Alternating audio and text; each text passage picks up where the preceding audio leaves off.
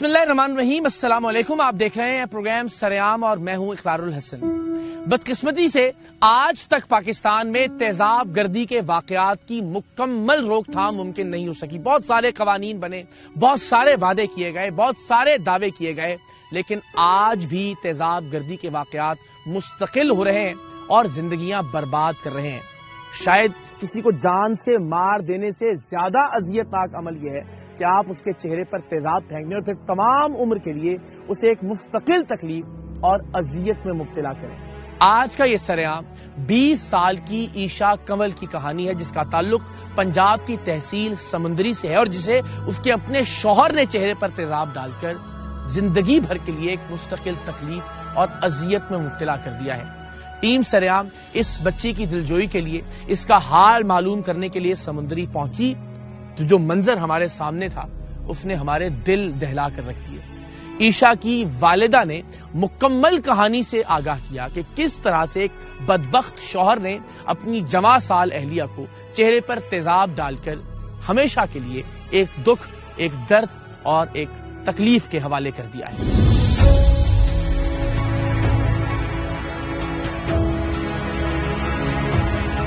शादी तो 1 महीना इतना बिल्कुल ठीक रहा। शादी तो 1 महीने बाद लड़ाई, निकी निकी गल तो वालद नाल गल बैठी है तो क्यों मामू है बजुर्ग ने आ वाइट जिन्हें तुहानू सलाम लिया, इन्हां तो मामू ना क्यों गल कर दी, मां अपनी ना क्यों गल कर दी, देर रोटी क्यों दी है, तू हर गल ते मतलब कि ज़हन च ना शक। मुड़ के फिर काम खर्चा नहीं सी दिंदा हैगा। साडे इत्थे लागे ना एक शॉप आ जिथे बच्चियां काम करदियां, अंगूठियां वगैरह बेचदे आ, चूड़ियां वगैरह। इन्हें 1 महीना उत्थे काम किया तो मेरे नाल लड़न लग गया, कहंदा तुसी बच्ची नूं हटाओ, नहीं तो मैनू नहीं अच्छा लगता मेरी बीवी उत्थे जाके काम करे बंदे दे। मैं कहा पुत घर देखना वा, मैं इनू हटा लिया 1 महीने तो बाद एक सैलरी लई। मैं कहना खर्चा दूंगा। मुड़ के फिर जो खर्चे की बारी इनू कहना तू काम करदा, मैं नहीं करना हैगा। फिर वैसे इल्जाम ही लाना मैं हर गल जी ते हर तरीके नाल इनू मारना कुटना, खाण पीण वालों नहीं। मैं इनू जो 6 महीने शादी हो गए पुत एक जुत्ती एक सूट नहीं लैके दिता है। कपड़े जेडे ना मैं लोगों के घरों चों काम करके लैके आनी हाँ, खाना उन्होंने का जोड़ा बच्चा होंगे मैं वो लैके अपने बच्चों का टाइम पास कर दी। मेरे मियाँ मोहरिया ने मरीज आ, गोडा भी उन्होंने खराब आ। मैं पता नहीं अपना कितना सारन रही सी। वेखो उदों जी वो कढ़ाई वो तो खत्म हो चले पैसे, आ मैं हूँ फिर दोबारा के इलाज लिए कढ़ाए पैसे ऐसे महीने मैं इहदा खान पीन जेड़ा बहुत औखा पुत पूरा करनी, इस मकान का किराया बहुत औखा दे रही। सब खैर हो जाएगी, लेकिन वो छुट गया होया नहीं होया की सी ए दसना कीता की है उन्हें लड़ाई हुई रात 2-3 दिन पहले लड़ाई हुई, फिर रात हुई लड़ाई। साडे नाल आके इत्थे बैठ के ओहदे वाल दैन मेरा भाई है बड़ा, सारे ने मिलकर सुलह कराती, कहना मैनू माफ कर दो, गलती हो गई, हुण नहीं मैं करूँगा, तुसीं डिवोर्स ना मेरे को लियो। असीं कहा ठीक है चलो, बस दियां धीआं चंगियां लगदियां। रात बड़ा सोहना रहा वा। सुबह 6 बजे कहता नमाज पढ़ के उत्थे लेटी सी ऐसे सोफे ते, आ देखो चलिया आया सोफा ऐसे सोफे ते, वो जगह भी उत्थे हजे तक कितनी बारी ढोली उदा ही तेजाब दे नाल। ते इहनूं कहंदा कि मेरा भरा कहंदा तेरी बुढ़ी दियां रोज मिन्नतां करन असीं नहीं जाना हैगा, तू कोई वड्डा काम कर, कोई डकैती कर, कोई कतल कर, असीं तेरे पिछे भी सानूं मान होवे कि तू कोई काम वड्डा कीता। ते मैं ये कहंदी मैं कहना भाई नूं कहा कि मेरे तुसीं आके मिन्नतां करो, ते कहना मैं तेन 1000 कर देना। इन्हें दुपट्टा इदा मूँह ते लै कहनी जो ताड़ी मर्जी तुसीं कर। इन्हें मूँह ते दुपट्टा लै लिया, वो हाथ च पर्दा अगे लगा सी, बूहा टुप्पिया सलैटा बंद सी। सुबह सुबह इनू नहीं पता लगा कि ਉਹਦੇ हथ तेजाब आ, उन्हें दे उत्ते पाता तेजाब। ये चीका मारती बाहर नूं निकली, वो इदा सीढ़ियां उतरिया। मैं उस कमरे च भज के जो अगे नूं आई ना, मैं ਇਹਦਾ मूँह नहीं देखा, इदा दा करदी आई दुपट्टा सी ਇਹਦੇ मूँह ਦੇ ਉੱਤੇ। ਜਦੋਂ ਮੈਨੂੰ ਗੱਲ ਲਾ ਲਿਆ ना, ਗੱਲ ला के मैं कहते वालों नूं अग लग गई लगदा। मैं हाथ ना इदा किया, पानी च हो रहा सी मेरे जो खुद के सीने में जलन हुई ना, मैं चीखती अपनी का चेहरा अपने दुपट्टा मेरी धी इतने तक कम उतर गया, मेरी धी का अक्का पिघल गई सी, बहुत बुरा मेरी धी का हाल सी, बहुत बुरा। मैनू जो मैं सीनी याद करती मेरी रूह कम जाती है पुत, मेरा रूह कम जाती है। मेरी धी ने बहुत असीयत देखी है। डॉक्टर ने जो पट्टियां कीतियां इदा जो सुबह खोलते सी पट्टी ਇੰਨਾ ਹਿੱਸਾ ਲੱਥ ਜਾਂਦਾ ਸੀ ਪੱਟੀ ਦੇ ਨਾਲ, ਇੰਨਾ ਹਿੱਸਾ ਲੱਥ ਜਾਂਦਾ ਸੀ ਸਾਰਾ, ਇੰਨਾ ਦਾ ਹਿੱਸਾ ਸਾਰਾ ਉਹਨਾਂ ਨੇ ਪਹਿਲੇ ਉਤਾਰਿਆ, ਫਿਰ ਉਹਨਾਂ ਨੇ ਪੱਟਾ ਤੋਂ ਮਾਸ ਲਾ ਕੇ ਪੁੱਤ ਲਾਇਆ। ਅਸੀਂ ਹਜੇ ਤੱਕ ਦਰਦ 'ਚ ਨਹੀਂ ਨਿਕਲੇ ਤੇ ਉਹ ਆਜ਼ਾਦ ਫਿਰਦਾ ਪਿਆ। ਮੈਨੂੰ ਲੋਕ ਹੀ ਦੱਸਦੇ ਸੀ, ਮੈਂ ਯਕੀਨ ਨਹੀਂ ਸੀ ਕਰਦੀ। ਮੈਂ ਕਹਿੰਦੀ ਨਹੀਂ, ਮੈਂ ਇਸ ਹਾਲ ਦੇ ਵਿੱਚ ਲੋਕ ਜਾਣ ਕੇ ਮੇਰਾ ਤਮਾਸ਼ਾ ਬਣਾ ਲਈ। ਮੈਨੂੰ ਕਹਿੰਦੇ ਕਿ ਅਸੀਂ ਉਹਨੂੰ ਉੱਥੇ ਦੇਖਿਆ, ਅਸੀਂ ਉਹਨੂੰ ਉੱਥੇ ਦੇਖਿਆ। ਹੁਣ ਅਸੀਂ ਜਨਾਬ ਹਸਪੀਟਲ 'ਚ ਪਰਸੋਂ ਵਾਪਸ ਆਏ ਹਾਂ। ਉਸ ਦਿਨ ਮੇਰੀਆਂ ਬੱਚੀਆਂ ਨੇ ਬਾਹਰ ਇਸ ਪਾਰਕ ਇੱਧਰ ਹੈ ਨਾ, ਉਹਦੇ ਸਾਹਮਣੇ ਮੇਰੀਆਂ ਖੁਦ ਦੀਆਂ ਬੱਚੀਆਂ ਨੇ ਤੇ ਮੇਰੀ ਭੈਣ ਨੇ ਉਹਨੂੰ ਦੇਖਿਆ। ਉਹ ਫਿਰ ਯਕੀਨ ਹੋਇਆ। ਮੈਂ ਬਸ ਇਹ ਚਾਹੁੰਦੀ ਹਾਂ, ਮੈਂ ਭੁੱਖ ਕੱਟਦੀ ਹਾਂ। ਮੈਂ ਅੱਗੇ ਵੀ ਅਸੀਂ ਕੱਟ ਲੈਂਦੇ ਸੀ, ਗੁਜ਼ਾਰਾ ਕਰ ਲਈਦਾ ਸੀ, ਉਤਰਿਆ ਜੁੱਟਾ ਖਾ ਕੇ ਅਸੀਂ ਗੁਜ਼ਾਰਾ ਕਰ ਲਈਦਾ ਸੀ। ਪਰ ਮੈਂ ਸਿਰਫ ਇਹੀ ਸਾਰੇ ਅੱਗੇ ਤੁਹਾਡੇ ਅੱਗੇ ਹੱਥ ਜੋੜ ਕੇ ਕਹਿੰਦੀ, ਮੇਰੀ ਧੀ ਨੂੰ ਠੀਕ ਕਰ ਦੋ ਤੇ ਉਹਨੂੰ ਸਜ਼ਾ ਦਵਾ ਦਿਓ ਬਸ। ਮੈਨੂੰ ਹੋਰ ਕੁਛ ਨਹੀਂ, ਮੇਰੀ ਧੀ ਦੀ ਮੇਰੀ ਧੀ ਦੇਖਣ ਲੱਗ بس بس اللہ خیر کرے گا۔ ਸਾਨੂੰ ਗਰੀਬੀ ਨਾਲ ਵੀ, ਅਸੀਂ گریبی ਚ اللہ ਦਾ شکر ہے ਸਾਨੂੰ بس ਇਹ میری ਧੀ کو جو سزا دے دو، بس ਉਹਨੂੰ سزا دے دو انشاءاللہ انشاءاللہ۔ تو پرچہ تسی کرایا سی یا تسی کرایا پرچہ؟ پھڑیا گیا؟ ہاں جی پھڑیا گیا۔ میرے کو اتنے پولیس والے آئے سی پت فیصلہ آباد، اتنے آ کے پولیس والے نے مینوں ادئی بنا کے نا، انہیں باقی سارا کچھ انہوں نے لکھیا سی، دیکھ کے جو لیا سی حالت بچی دے کان بھی اتریا ہوا، اکھ بھی پگلی ہوئی، انہوں نے سارا کچھ دیکھ کے خود ہی لکھ لیا سی۔ بس مدئی انہوں نے میرے انگوٹھے لوائے سی۔ پھر بیٹا جی جدو 10 دن انہوں کو کیس رہا سمندری والے ساڈے سٹی تھانے چ، پھر CCD والے جڑے نا فیصلہ آباد انہوں کو چلا گیا۔ پھر ایک انہوں نے افسر آئے سی ساڈے کول، ایک پولیس کی وردی چ آیا سی، ایک سفید کپڑے چ آئے سی، یہ بیان لے کے گئے سی، نالے کو صاف پیپر تے نے کو انگوٹھا نہیں لگوایا سی انہوں نے۔ ہماری یہ خواہش تھی کہ عیشا کی والدہ سے زیادہ بات کی جائے، اس لیے کہ ہمیں عیشا کو دیکھ کر یہ اندازہ تھا کہ اسے بولنے میں بہت دقت، بہت تکلیف اور بہت پریشانی ہوگی، لیکن جیسے ہی ہم نے عیشا سے بات کرنا شروع کی، عیشا کا ایک ایک لفظ تیر بن کر ہم سب کے دلوں میں پیوست۔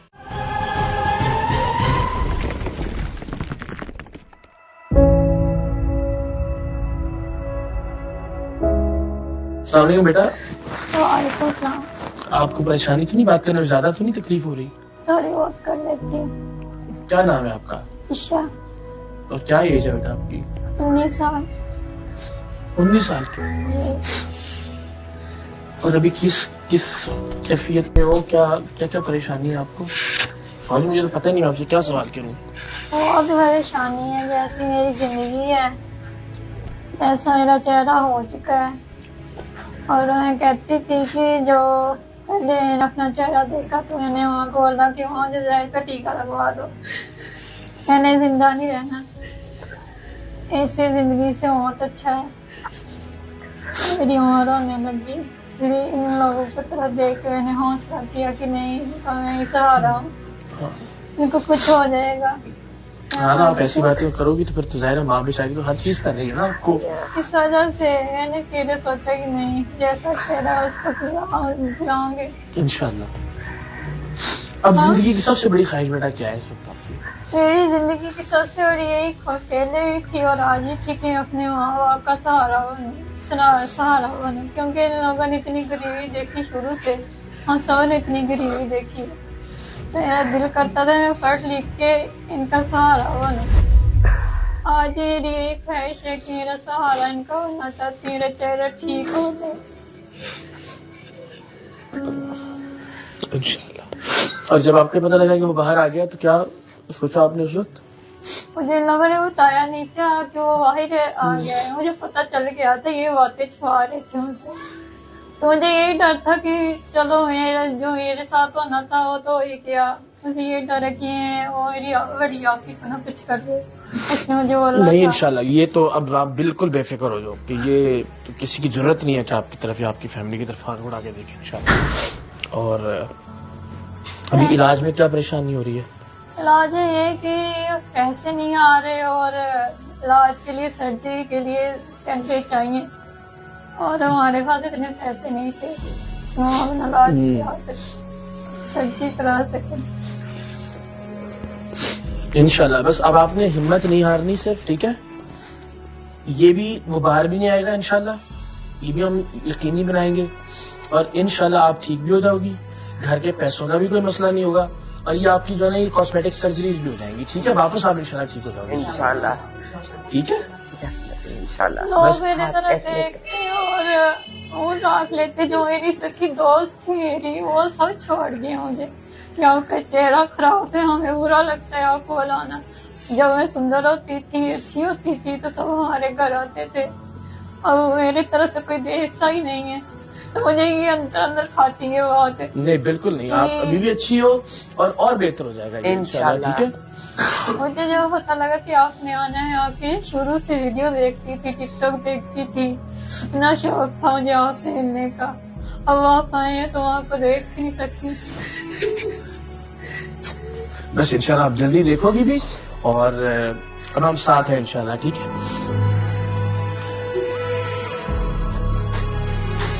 बस आपने सिर्फ एक काम करना है, हौसला नहीं हारना, ठीक है? हाँ, क्योंकि आप हौसला हारोगे ना, फिर सब घर वाले हम सब परेशान होंगे। तो आपने हिम्मत रखनी है, बाकी सारी चीजें हम संभाल लेंगे इंशाल्लाह। और रोना नहीं तो फिर अल्लाह खैर करे, ठीक है जी? उतर समझ के ना उन सारी चीजें मेरे से छड़ देनी है, तुझे खैर हो जाएगी इंशाल्लाह। आमीन, बस आमीन आमीन। ना ना ऐ ना करो, बस ऐ ना करो, माँ के ना बड़ी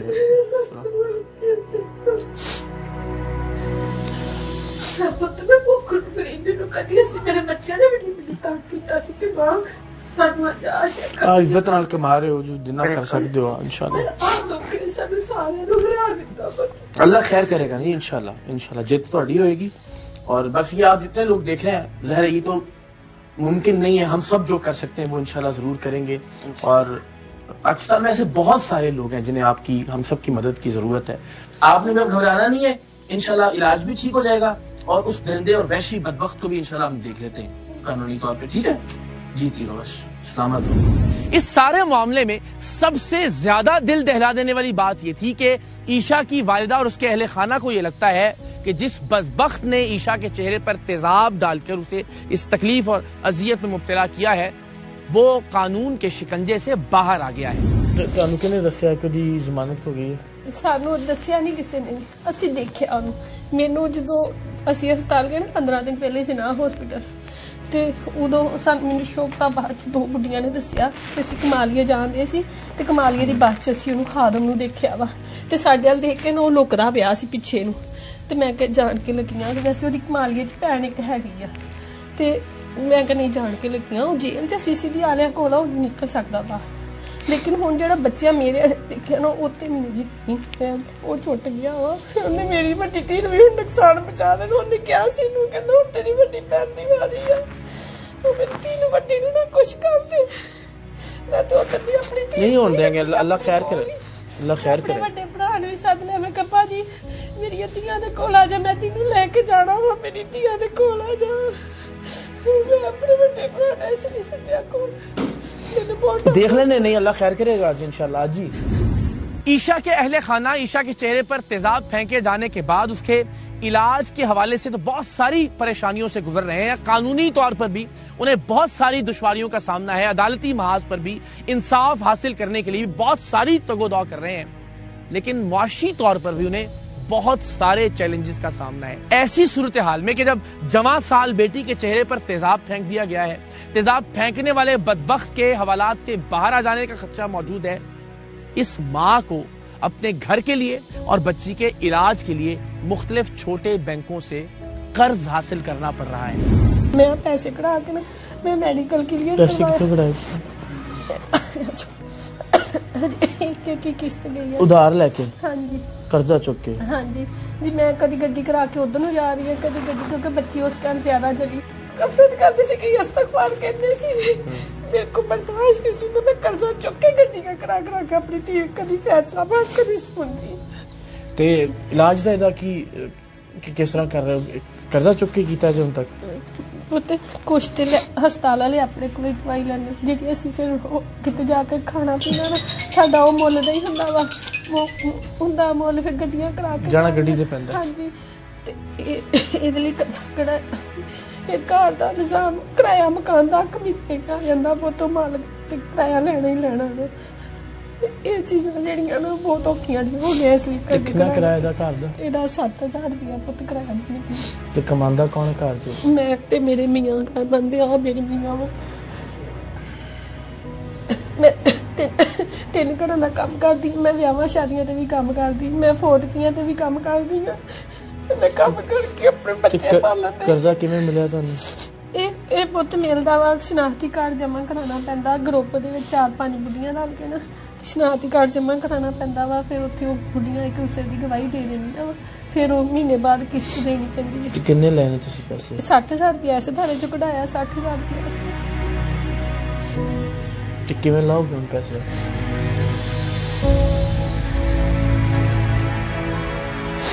ਚਲੋ ਅੱਲਾਹ ਖੈਰ ਕਰੇਗਾ इंशाअल्लाह। ਇਹ ਫਿਰ ਅੱਲਾਹ ਨੂੰ ਪਤਾ, जिन्हें पाई उन्हें कटनी है। ईशा पर तेजाब फेंके जाने का ये कोई अनोखा वाकया नहीं। इस तरह के बहुत सारे वाकयात तमाम तर दावों और कानून साजियों के बावजूद इस वक्त भी जारी हैं। सवाल ये है कि आखिर तेजाब इतनी आसानी से मार्केट में दस्तयाब कैसे है। सवाल ये है कि तेजाब गर्दी के वाकयात में मुलव्विस मुजरिमों को इस तरह की इबरतनाक सजाएं क्यों नहीं दी जाती कि बाकी मुआशरा उनसे खौफ खाकर इस तरह की कार्रवाइयों से दूर रहे। ईशा का वाकया अपने तौर पर कोई अलग वाकया नहीं। कुछ ही अरसा पहले टीम सरेआम ने एक और वाकया रिपोर्ट किया था और वो रहीम यार खान के ख्वाजा सरा चाहत का वाकया था। जरा मुलाहिदा कीजिए किस तरह से एक बदबख्त ने इस ख्वाजा सरा की जिंदगी को बर्बाद किया और फिर कुछ ही अरसे में कानूनी मुशगाफियों का फायदा उठाते हुए कानून के शिकंजे से भी बाहर आ गया। ख्वाजा सरा चाहत का ताल्लुक रहीम यार खान से है। इसकी खूबसूरती अपनी मिसाल आप थी। किसी के घर शादी होती, बच्चे की पैदाइश होती, चाहत के बगैर कोई भी तकरीब नामुकम्मल थी और यही उसके रोजगार का जरिया भी था। फिर एक दिन एक बदबख्त ने दोस्ती न करने के गुस्से में चाहत पर तेजाब फेंक दिया। चाहत का चेहरा बुरी तरह झुलस गया, लेकिन सबसे ज्यादा तकलीफ दे बात ये थी कि तेजाब से उसकी आंखें पिघल कर जाया हो गईं और अब वो इस हालत में है कि भीख भी नहीं मांग सकती। बस फेसबुक फ्रेंड था, दोस्ती करना चाहता था, मैंने इनकार किया, उसने फिर इसलिए मेरा चेहरा जला दिया। ये तो मैंने दुनिया पहले देखी हुई है, घूमी हुई हूँ, पहले कमाती खाती हर चीज थी, अभी नजर नहीं आता तो मैं बहुत परेशान भी रहती हूँ। सबसे ज्यादा अजियतनाक बात यह है कि जिस जालिम दरिंदे ने चाहत के चेहरे पर तेजाब फेंका वो कुछ ही दिन बाद रिहा हो गया, इसलिए कि इंसाफ हासिल करने के लिए चाहत के पास पैसे नहीं थे। पीछे आने वाला मेरा कोई नहीं था, ना घर में ना कोई बकाया गुरु वाले थे।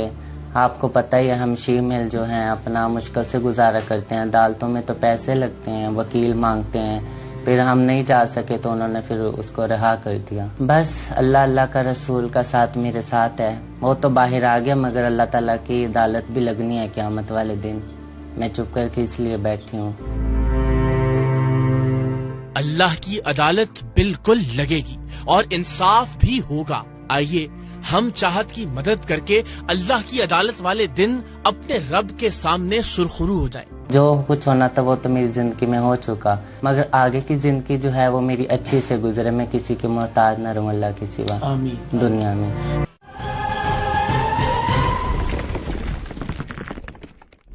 चाहे चाहत के वाकये में तेजाब गर्दी करने वाले मुजरिम का जेल से बाहर आ जाना हो या फिर ईशा के मामले में उसके वालिदैन का ये खदशा कि तेजाब गर्दी के वाकये में मुलव्विस शख्स बाहर आ चुका है, आखिर कानून में ऐसे क्या सुकम मौजूद है, ऐसी क्या रुकावटें हैं कि इन खवातीन को, इन ख्वाजा सराओं को इंसाफ नहीं मिल पाता।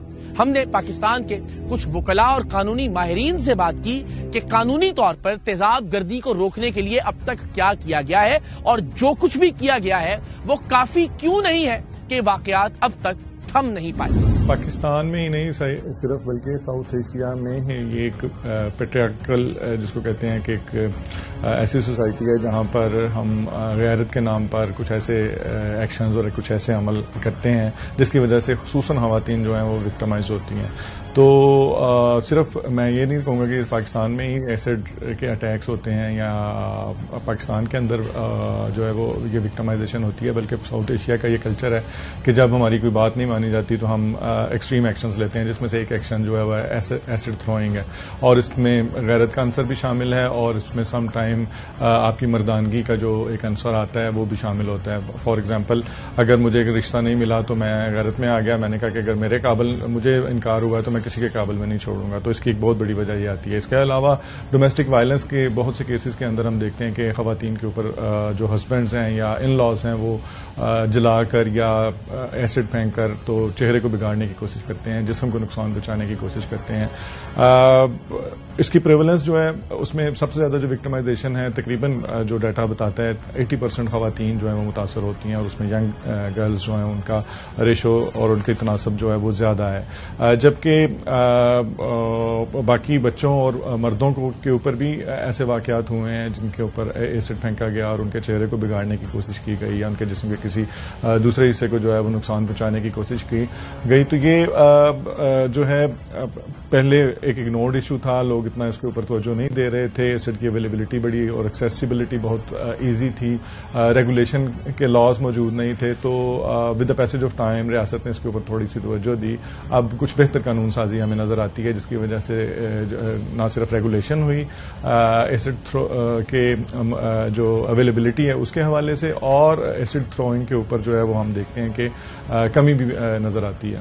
اگر ہم دو ایراز کو ہم ڈسکس کریں یا دو پیریڈز کو ڈسکس کریں، ایک 2011 سے پہلے کا ہے اور ایک 2011 سے بعد کا ہے.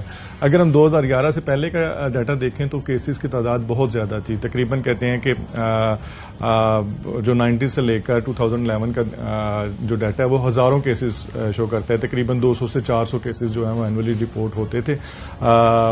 لیکن 2011 کے بعد پاکستان ان ملکوں میں ہے جنہوں نے ایسڈ برننگ اور ایسڈ تھروئنگ کے جو واقعات ہیں ان کے اوپر کنٹرول کیا. اس کی وجہ بیٹر لیجسلیشن تھی اور ان میں ڈکلائن آیا. یعنی یہ ریشو جو تھی وہ پہلے بہت زیادہ تھی اور 2011 کے بعد کیسز ہم نے کم دیکھے. رپورٹنگ زیادہ ضرور ہوئی، پہلے رپورٹنگ بھی بہت کم ہوتی تھی اور اس کی وجہ سے رپورٹنگ بھی زیادہ ہوئی اور انسیڈنٹ بھی کم ہونا شروع ہوئے. تو اچھی لیجسلیشن، اس کا مطلب یہ ہوتا ہے کہ اگر اچھی لیجسلیشن ہے، انصاف جلدی مل سکتا ہے، لوگوں کا ٹرسٹ ہوتا ہے تو لوگ رپورٹ بھی کرتے ہیں اور اس کے اوپر جب انصاف ملتا ہے تو سچویشن بہتر ہوتی ہے. تو ابھی کا کمپیئر ٹو 2011 کیسز بہت کم ہے. اب چند 100 میں کہہ لیں کہ اینولی ہمیں نظر آتے ہیں، ادروائز یہ تعداد پہلے ہزاروں میں تھی 2011 سے پہلے کے جو ڈیٹا شو کرتا ہے. صرف اس بات کا احساس دلانے کے لیے کہ جس پر یہ تیزاب پھینکا جاتا ہے اس کی زندگی کس طرح سے تبدیل ہوتی ہے، وہ کس تکلیف کس اذیت سے گزرتا ہے، اس کے چہرے کے خد و خال کس طرح سے تبدیل ہوتے ہیں اور باقی ساری عمر اسے کس پریشانی اور کس مصیبت میں گزارنا پڑتی ہے. ہم نے کچھ طبی ماہرین سے بات کی، آئیے دیکھیں. ایسڈ برنز ہیں یہ ایک بروٹل فارم آف وائلنس ہے، یعنی انتہائی شدید قسم کا جسے کہہ لیں کہ حملہ اسے کہہ سکتے ہیں. اور یوزلی یہ خواتین کے چہرے پہ یا ہاتھوں پہ یا جسم پہ پھینکا جاتا ہے. نارملی ریونج کے کیسز ہوتے ہیں یا انا کے کیسز ہوتے ہیں جن میں یہ استعمال ہوتا ہے اور انتہائی تکلیف دہ اس کے اثرات ہوتے ہیں مریض کے اوپر. نارملی یہ ہمارے جسم کی جو اسکن کی لیئرز ہوتی ہیں ان کو فل تھکنس میں جلا دیتا ہے. اس کی بہت بری اسکارنگ ہوتی ہے پیشنٹ کے اوپر. جو اس کے پرائمری ٹرامیٹک افیکٹس ہوتے ہیں وہ بہت برے ہوتے ہیں. اسی طرح پاکستان میں جو ایسڈ استعمال ہوتا ہے وہ ہائپوکلورس ایسڈ ہوتا ہے. یہ انتہائی اسپیڈ سے کام کرتا ہے. بہت تھوڑی دیر کا کانٹیکٹ اس کا پوری کی پوری اسکن کو جلا دیتا ہے. سم ٹائمز تو جیسے اگر فیس کے اوپر کسی نے پھینکا تو بڑے ہی ڈیواسٹیٹنگ قسم کے اس کے ایفیکٹس آتے ہیں.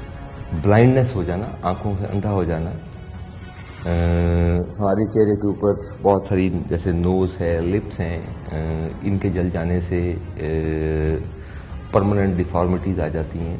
سب سے پہلے تو اس کی اویلیبلٹی جو ہے اس کو اسٹاپ کرنے کے لیے ہمیں میجر لینے پڑیں گے. ریگولیٹریز اتھارٹیز بنانی پڑیں گی. جہاں سے سیل ہوتا ہے وہاں سے یہ صرف پروفیشنلز کو سیل ہو، عام پبلک کو اویلیبل نہ ہو. ان کے لیے رولز اینڈ ریگولیشن ہونے چاہیے. جو اس کا شکار ہوتے ہیں جو خواتین خاص طور پہ، ان کو ارلی ٹریٹمنٹ ان کی ہو جائے، ان کو آپ جلدی سے ریہیبلیٹیٹ کر لیں. اس میں امیڈیٹلی جیسے ہی ایکسپوجر ہو آپ فوراً اس کو سوپ اور واٹر سے دونوں سے دھو دیں. سوپ بیسیکلی الکلی ہوتا ہے، وہ اس کی اینٹیڈوٹ ہوتا ہے بلکہ، تو اس کو فوری طور پہ کوپیس اماؤنٹ، ہم زیادہ اماؤنٹ آف واٹر سے کہتے ہیں کہ اس کو فوراً واش کریں تاکہ اس کا کانٹیکٹ ٹائم آپ کے ساتھ کم سے کم ہو. جسم اور چہرے کے ساتھ ساتھ تیزاب گردی کا شکار ہونے والوں کی نفسیات پر کیا اثر پڑتا ہے، ارد گرد کے لوگ انہیں کس طرح سے ٹریٹ کرتے ہیں، معاشرے کی جانب سے کس طرح کا رویہ اپنایا جاتا ہے اور وہ خود کس ذہنی اور نفسیاتی کیفیت سے گزرتے ہیں، یہ بھی ملاحظہ ہے. دیکھیں، تکلیف کی اگر ہم بات کریں تو اللہ تعالیٰ نے ہمیں جو جہنم کا کہا ہے اس میں کہا ہے کہ اس میں آگ کی طرح جلایا جائے گا. تو اس تکلیف کا اندازہ آپ اس بات سے لگا لیں کہ جب کوئی جلتا ہے تو اس کو بہت شدید قسم کا درد تو اپنا فزیکلی ہوتا ہے، لیکن ایسڈ برن وکٹم میں جو خاص بات ہوتی ہے کہ وہ یوزلی چہرے پہ تیزاب گرایا جاتا ہے اور اس کے جو سائیکولوجیکل امپیکٹ، جو اس کی لائف لانگ چینجز اس کے اندر آتی ہیں، وہ اس درد اور اس تکلیف سے بہت زیادہ ہوتا ہے جو برن کے ایک نارمل پیشنٹ کو ہوتی ہے. تو اگر میں ان شارٹ کہوں تو یہ ایک جسمانی تکلیف کا ذریعہ بنتا ہے، ایک ذہنی تکلیف کا ذریعہ بنتا ہے، اور سب سے بڑھ کے انسان کے لیے لائف لانگ ایک مزری بن جاتی ہے، خدا نخواستہ ایسڈ برن. سب سے بڑے غم کی بات اس سارے پروسیس میں جو مجھے لگتی ہے کہ آپ اس مریض کو جب ملتے ہیں تو آپ کے پاس ایک ہی سوال ہوتا ہے کہ تم نے ایسا کیا کیا جو تمہارے ساتھ یہ ہوا. جو ہماری خواتین ان حادثات کا شکار ہوتی ہیں ان کی لائف ان حادثات کے بعد اس میں ایک ڈرامیٹک اور میجر چینج آ جاتا ہے. ان کو معاشرے میں دوبارہ ایک یوزفل کمپوننٹ کے طور پہ انکلکیٹ کرنا مشکل کام ہوتا ہے. اس کے لیے ہمیں بہت زیادہ تگ و دو کرنی پڑتی ہے. جو پلاسٹک سرجن کے طور پہ ہمارا صرف ایک شاید حصہ ہے کہ ہم ان کو فزیکلی اور فنکشنلی بہتر کرتے ہیں، لیکن اس کے علاوہ اس میں ریہیبلیٹیشن، آکوپیشنل سپورٹ، فیملی کی سپورٹ اور سب سے بڑھ کے معاشرے کی سپورٹ ایز اے ہول بہت ضروری ہوتی ہے کہ وہ معاشرے کا ایک اہم اور یوزفل کمپوننٹ دوبارہ بن سکیں. تو آبویسلی اس میں اتنے زیادہ سٹیک ہولڈرز انوالو ہیں اور ہر سٹیک ہولڈر کا یہ سمجھنا کہ ان کے ساتھ کیا ہوا، کیا بیتی اور اس کے مطابق رسپونڈ کرنا مشکل ہوتا ہے. تو ان خواتین کو معاشرے کا ایک یوزفل کمپوننٹ بننے میں مشکلات کا بہت زیادہ سامنا کرنا پڑتا ہے. ڈیفینیٹلی اگر کسی کے اوپر بھی اتنا سیریس قسم کا کوئی ایکٹ ہوا ہو تو جو ہے وہ اس کی جو سائیکولوجیکل کنڈیشن ہے وہ ڈسٹرب ہی ہوتی ہے. اور تیزاب گرنے کے بعد جو آپ کہہ لیں کہ جو جسمانی طور پہ آپ کی جو شکل و صورت میں آپ کے اعضاء کے لیول پہ مطلب ایک جسمانی تکلیف ہے، ایک نفسیاتی تکلیف ہے، تو وہ دونوں چیزیں جو ہیں وہ اس کا شکار ہوتی ہیں. اور جسمانی کیفیت کو یا جسمانی علاج تو ان کا ڈیفینیٹلی ڈاکٹرز ہی کرتے ہیں، لیکن اس کے ساتھ ساتھ جو ان کا نفسیاتی علاج ہے وہ ہونا بہت ضروری ہوتا ہے. کیونکہ ڈیفینیٹلی ان کو جتنے بھی خواتین ہمارے پاس مطلب علاج کے لیے آئی ہیں جن کو ہم نے سائیکو تھراپی پرووائڈ کی ہے، ان کے اندر سیلف اسٹیم کے ایشوز، کیونکہ اپنی بڑی لو سیلف اسٹیم ہوتی ہے جسے ہم عزت نفس کہتے ہیں، انفیریٹی کمپلیکس، اور اس کے بعد یہ کہ معاشرے میں دوبارہ سے اگر ان کی ٹریٹمنٹ ہو بھی جائے تو جو ان کی شکل صورت جسم کے اندر جو تبدیلیاں رونما ہوئی ہوتی ہیں اس کے بعد ان کو سوسائٹی کو فیس کرنے میں بہت ایشوز آتے ہیں. تو ان کی سیلف اسٹیم کو بلڈ کرنا، ان کے کانفیڈینس کو ریٹین کرنا اور ان کو کوپنگ میکینزم، ان کو کوپنگ اسٹریٹجی سکھانے کہ وہ کس طرح سے اپنی زندگی کو واپس شروع کر سکتی ہیں اور کس طرح سے اپنے آپ کو خود مختار بناتے ہوئے یا اپنے آپ کو اس چیز کے ساتھ کوپ کرا سکتی ہیں، کس چیز کے ساتھ کیسے جو ہے نا وہ اپنے آپ کو مینج کر سکتی ہیں کہ وہ دوبارہ سے اپنی زندگی کو نئے سرے سے شروع کریں. کافی مشکل ہوتا ہے یہ کسی کے لیے بھی اس چیز کو اوور کم کرنا، لیکن یہ ہے کہ سائیکو تھراپی اگر ریگولر کی جائے اور وہ اس کے ساتھ تھوڑا سا کنوینسڈ بھی ہوں کہ اس ٹریٹمنٹ کے ذریعے ان کو جو ہے وہ فائدیت ملے گی، تو پھر ہم نے دیکھا ہے کہ کافی بہتر ریزلٹس ہمیں ملتے بھی ہیں. اگر آپ چاہتے ہیں کہ وہ بندہ اپنی زندگی میں واپس اب بہتر بن کے نکلے تو سب سے پہلے تو اس کو ہمدردی سے نکال کے کانفیڈنس کی شکل دیں، اور سب سے بڑی بات یہ کہ کبھی بھی اس کو یہ احساس نہ دلائیں کہ اس کی کوئی غلطی تھی جو اس کے ساتھ یہ جرم پیش آیا. ہمیشہ ابیوزر کو غلط کہیں، نہ کہ وکٹم.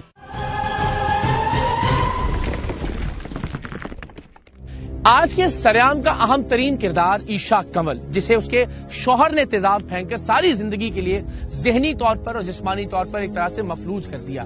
گھر والوں کا یہ اندیشہ اور خدشہ ہے کہ وہ قانون کی گرفت سے آزاد ہو کر باہر آ چکا ہے، لیکن متعلقہ پولیس افسران کا اس حوالے سے کیا موقف ہے، آئیے دیکھتے ہیں۔ ان جنرل ایسڈ تھروئنگ پہ بڑا ہی سخت ویو ہے فیصلہ آباد پولیس کا، اور جتنے بھی کیسز ہوئے ہیں اس میں بڑی ویگورسلی اس کو ہم نے پروسیڈ کیا ہے اور کلپریٹس کو اریسٹ کیا ہے۔ اسپیسیفکلی اس مقدمے کے بارے میں بھی یہ بیسیکلی ایک بچہ تھا جس کی شادی خادم جس کا نام تھا 6 ماہ پہلے ہوئی، اور یہ اپنے ان لاز کے ساتھ ہی رہ رہا تھا۔ سبسیکوینٹلی پھر ان کی آپس میں خرچے کے مسئلے پہ لڑائی جھگڑا شروع ہو گیا، اور جیسے کہ انٹالرنس سوسائٹی میں ہو رہی ہے تو اس نے یہ بڑا ہی ایک ہینیس ایکٹ کیا، اور ایسڈ جو تھا وہ اپنی وائف پہ پھینک دیا۔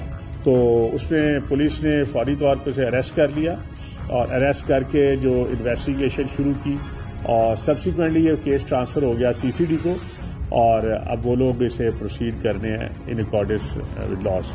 دیکھیں اس میں ہم لوگ یہ جو شاپس ہیں جہاں اس کی اویلیبلٹی ہے انہیں ضرور سینسٹائز کیا ہے کہ اگر کوئی لیتا ہے تو پولیس کو انفارم کریں، اور یہ لوکل تھانے میں بھی ہم لوگ یہ انسٹرکشنز جاری کر رہے ہیں کہ کہیں سے بھی جہاں یہ ایسڈ کی اویلیبلٹی ہوتی ہے، اگر کوئی ریلیونٹ بندہ اسے خریدتا ہے تو اس کو آپ فوری طور پہ پولیس کو رپورٹ کریں، اور وہ ریزن بتائے کہ اس نے ایسڈ کی اسے کیا ضرورت ہے۔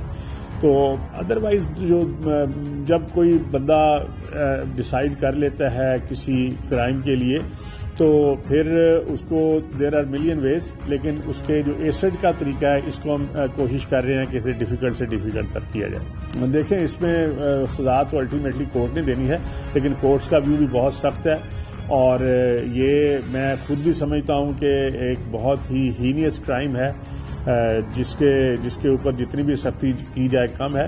تو یہ اس میں ڈیفینیٹلی پنشمنٹ ہوتی ہے ایسے کیس میں۔ اور میں اینڈ میں اقرار صاحب جو ہیں بہت ہی پرانے اور سیزنڈ انویسٹیگیٹو جرنلسٹ ہیں، اور ان کی ٹیم بھی اسی طرح انہیں سپورٹ کرتی ہے، اور معاشرے میں جو برائیاں ہیں اور جو سم ٹائمز جس پہ توجہ بہت زیادہ نہیں ہوتی، اقرار صاحب اس کو ٹیک اپ کرتے ہیں، اور ہماری توجہ بھی ایڈمنسٹریشن کی توجہ بھی دلاتے ہیں۔ تو میں اس پہ انہیں سمجھتا ہوں کہ قابل تحسین کام کر رہے ہیں۔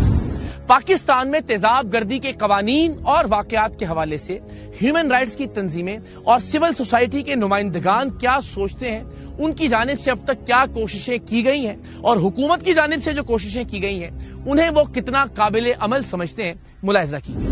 سب سے پہلے میں آپ کا شکریہ ادا کرتی ہوں ARY کی ٹیم کا کہ آپ یہاں تشریف لائے ہیں، اور Punjab social protection authority government of Punjab کا ادارہ ہے، اور ہمارا مینڈیٹ جو ہے وہ سماجی تحفظ کہ حکومت پنجاب کے جو اقدامات کیے جاتے ہیں ان تمام اقدامات کو یہاں سے چلانا ہے، ان کی نگرانی کرنی ہے۔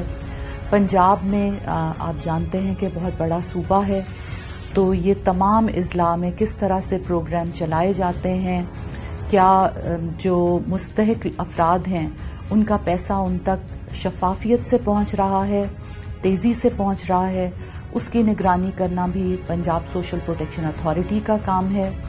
اس کے علاوہ جو انتہائی میں سمجھتی ہوں کہ اس وقت ضروری قدم ہے وہ پورے پنجاب کا ڈیٹا اکٹھا کرنا ہے۔ ڈیٹا کلیکشن کا مینڈیٹ جو ہے وہ بھی ہماری اتھارٹی کے پاس ہے۔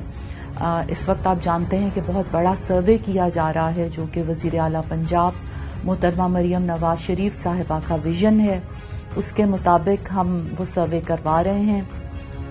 اس میں PITB کی ٹیم ہے، ہمارے ساتھ اربن یونٹ کی ٹیمز ہیں، یہ تمام ڈپارٹمنٹس مل کے پنجاب کے عوام کا سروے کر رہے ہیں۔ جب یہ سروے اکٹھا ہو جائے گا، یہ رجسٹریشن ہو جائے گی، تو پھر حکومت پنجاب جو بھی عوام کی فلاح کے یا پورے صوبے میں کہیں پر انفراسٹرکچر کی ضرورت ہے، کہاں پر ہاسپٹلز کی ضرورت ہے، کن جگہوں پر سکولز کی ضرورت ہے، یہ تمام چیزیں جاننے کے لیے اس ڈیٹا کو مد نظر رکھ کر اقدامات کیے جائیں گے۔ جی، یہ آج آپ جس پروگرام کی بات کر رہے ہیں یہ پنجاب سوشل پروٹیکشن اتھارٹی کا ایک بہت ہی نمایاں پروگرام ہے نئی زندگی. نمایاں اور خاص اس حیثیت سے ہے کیونکہ پورے پاکستان میں ایسڈ اٹیک وکٹمز کے لیے اگر کوئی پروگرام حکومت چلا رہی ہے تو وہ حکومت پنجاب چلا رہی ہے اور ہماری اتھارٹی چلا رہی ہے. اس میں جہاں کہیں پر بھی کسی بھی شخص پر تیزاب پھینکا جاتا ہے اور اس کی نوعیت جو ہے اگر وہ کرائم کی ہو, نفرت کی ہو, اور اس کے لیے FIR جو وکٹم ہے جب وہ کرواتا ہے تو وہ پھر آٹومیٹیکلی ہمارے پروگرام کا حصہ بن جاتے ہیں. یہ پروگرام جو ہے ہمارے 7 برن سینٹرز میں چلایا جا رہا ہے, جس میں 2 لاہور میں ہیں, جناح ہاسپٹل میں اور میو میں. اس کے علاوہ ملتان کا سینٹر ہے, پھر رحیم یار خان کا ہے, پنڈی میں ہے, فیصل آباد میں ہے. یہ تمام سینٹرز جو ہیں یہ ہمارے اتھارٹیز کے اس میں ہم نے ان کو فنڈز دیے ہیں. جب پروگرام شروع ہوا ہے تو 200 ملین کا فنڈ جو ہے وہ جناح برن سینٹر کو دیا گیا ہے کیونکہ وہ فوکل پوائنٹ ہے. وہاں سے پھر تمام جو باقی سینٹرز ہیں وہ جڑے ہوئے ہیں اس فوکل پوائنٹ سے. اور اس کا طریقہ کار یہ ہے کہ جب تیزاب کسی پر پھینکا جاتا ہے, اس میں افسوسناک بات یہ ہے کہ جب میں نے اس اتھارٹی کا چارج سنبھالا اور اس پروگرام کو دیکھا تو یہ میرے دل کے اس لیے بھی زیادہ قریب ہے کیونکہ مجھے پتا چلا کہ زیادہ جو تیزاب پھینکا جاتا ہے وہ خواتین پر پھینکا جاتا ہے. اور خواتین بھی ایسی جو کہ بچیاں ہیں, جو اپنی زندگی میں آگے بڑھنا چاہتی ہیں, جن کے زندگی میں کوئی خواب ہیں وہ اچیو کرنا چاہتی ہیں, ان کے آگے بڑھنے کو روکنے کے لیے, ان کی ترقی کو روکنے کے لیے جب آپ ان کو کسی طرح بھی نقصان نہیں پہنچا سکتے تو پھر ان کے چہرے پر تیزاب پھینک کر ان کے جیتے جی ان کو مارنے کے لیے یہ گھناؤنا جرم کیا جاتا ہے. تو اس میں زیادہ تر شکار خواتین ہمارے پاس آتی ہیں. ان کے FIR ہونے سے ہاسپٹل آنے تک, اس کے بعد ان کے تمام, آپ جانتے ہیں کہ تیزاب جب پھینکا جاتا ہے تو یہ علاج بہت لمبا ہوتا ہے. اس کی بہت ساری ریکنسٹرکٹیو سرجریز ہوتی ہیں, بار بار تہ در تہ جو ہے وہ یہ تیزاب چلا جاتا ہے جلد میں, اور پھر بار بار ان کے آپریشنز کرنے پڑتے ہیں. یہ لمبے عرصے پر محیط ہوتا ہے. تو جب تک یہ علاج چلتا ہے اس میں آپریشنز ان کے ہوتے ہیں, کئی بار آنکھوں کے آپریشن ہوتے ہیں. جب تک وہ گھر نہیں چلے جاتے اس میں پھر بہت بڑا میں سمجھتی ہوں کہ جو اثر ہوتا ہے وہ ذہن پر اثر ہوتا ہے کہ جب آپ کا چہرہ بگڑ جاتا ہے تو آپ کا دنیا کو سمجھنے کا اور دنیا کا آپ کو دیکھنے کا بھی نظریہ بدل جاتا ہے. لوگ آپ کو اس طرح سے نہیں دیکھتے. اس کا بالکل چہرہ جھلس چکا تھا اور اس کا ابھی آپریشن ہوا ہے, اس کی آنکھوں کا آپریشن ہوا ہے, اس کے ہونٹوں کا آپریشن ہوا ہے, اور ابھی اس کے اور بھی بہت سارے آپریشنز ہوں گے. اس میں اویئرنیس جو ہے وہ میں سمجھتی ہوں کہ خواتین کو تو اویئرنیس کی ضرورت نہیں ہے کیونکہ یہ ان خواتین پر ہی پھینکا جاتا ہے جو کہ اویئر ہوتی ہیں اور وہ آگے اپنی زندگی میں کچھ کرنا چاہتی ہوتی ہیں, ان کے اپنے حقوق کا پتہ ہوتا ہے. وہ خواتین جو زور زبردستی میں نہیں آتی, یہ ان خواتین پر پھینکا جاتا ہے. اس میں اویئرنیس کی حکومتی سطح پر بہت ضرورت ہے, خاص طور پر تیزاب جو ہے وہ اس طرح نہیں دستیاب ہونا چاہیے, ایسے لوگوں کو نہیں دستیاب ہونا چاہیے. اور دوسری چیز یہ ہے کہ میں دوبارہ سے یہ کہوں گی کہ جب ہم انصاف کی فراہمی کو یقینی بناتے ہیں, ایسے لوگوں کی داد رسی کرتے ہیں جن پر ظلم ہوتا ہے, تو پھر اس کی روک تھام ہو سکتی ہے. ابھی تک جو ہم نے نئی زندگی پروگرام کے حوالے سے جو کیسز دیکھے ہیں, اور نئی زندگی پروگرام تو آف کورس ایک ٹرانسجنڈر کے لیے بھی, میل کے لیے بھی, فیمیل کے لیے ہے, لیکن جو فیمیل کیسز ہم نے دیکھے ہیں اس میں موسٹلی جو ریزنز ہیں وہ نمبر 1 شادی نہ ہونا, پرپوزل بھیجا نہ ہو گیا کہ شادی کے پرپوزل پر جو ہے وہ اس پہ. نمبر 2 جو ہے وہ ہے انہیریٹنس میں, کہ اگر بچی کی کوئی جائیداد ہے اور وہ جائیداد میں اپنا حصہ لینا چاہتی ہے تو اس کو وہ فالو اپ نہ کر سکے, اس کا پیچھا نہ کر سکے. تو یہی جو دو میجر جو ریزنز ہیں یہ دیکھنے میں آئے ہیں. اب جیسے کہ پروسیکیوشن ڈپارٹمنٹ نے بھی اور ہماری گورنمنٹ آف پنجاب نے بھی ویمن سے ریلیٹڈ اس طرح کے جو کیسز ہیں جو نفرت کی طرف لے کے جاتے ہیں لوگوں کو، اس طرح کے کیسز میں اور ایسڈ برن جو کیسز ہیں اس میں گورنمنٹ جو ہے وہ بہت زیادہ آگے بڑھ کے انہوں نے کام کیا ہے. اس میں جو ایسڈ کی خرید و فروخت ہے اس پہ بھی ایک جو ہے وہ لا بنا دیا گیا ہے، اور اسی طرح ان کی سزائیں جو ہیں وہ سخت سے سخت سزا جو ہے وہ مختص کر دی گئی ہے. اور اب ہمارا کیونکہ پروسیکیوشن ڈپارٹمنٹ کے ساتھ ایک MOU سائن ہوا ہے اور ہم بھی لیگل جو اسسٹنس ہے وہ پرووائڈ کر رہے ہیں ایسڈ برن وکٹمز کو، اور پروسیکیوشن ڈپارٹمنٹ اس کو ایفیشینٹلی دیکھ رہا ہے. ان کا ایک ڈیش بورڈ بنا ہوا ہے جینڈر بیسڈ وائلنس پہ، اور وہ اسی ڈیش بورڈ پہ ان کی ہر قسم کی معلومات جو ہیں وہ آ رہی ہوتی ہیں، اور ہمارا ڈپارٹمنٹ بھی جو ہے ان لیگل کیسز کو سپورٹ کر رہا ہوتا ہے.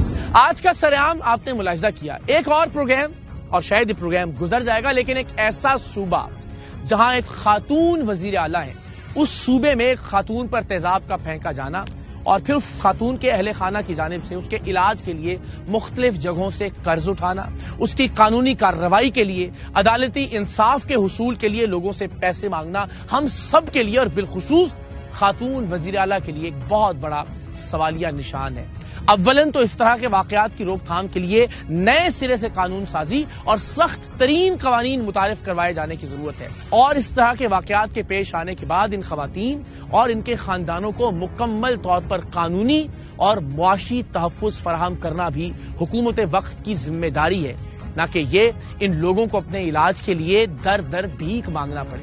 میری درخواست ہے وقت کے حکمرانوں سے کہ عیشا کنول کے خاندان کو مکمل طور پر قانونی اور معاشی تحفظ فراہم کیا جائے. اس کے علاج کی ذمہ داری حکومت وقت کی ذمہ داری ہے، اور دعا ہے کہ پروردگار دو عالم اس بچی کو، اس بیٹی، اس بہن کو وہ حوصلہ عطا کرے کہ اپنی باقی کی زندگی وہ عزم سے اور ہمت سے گزار سکے.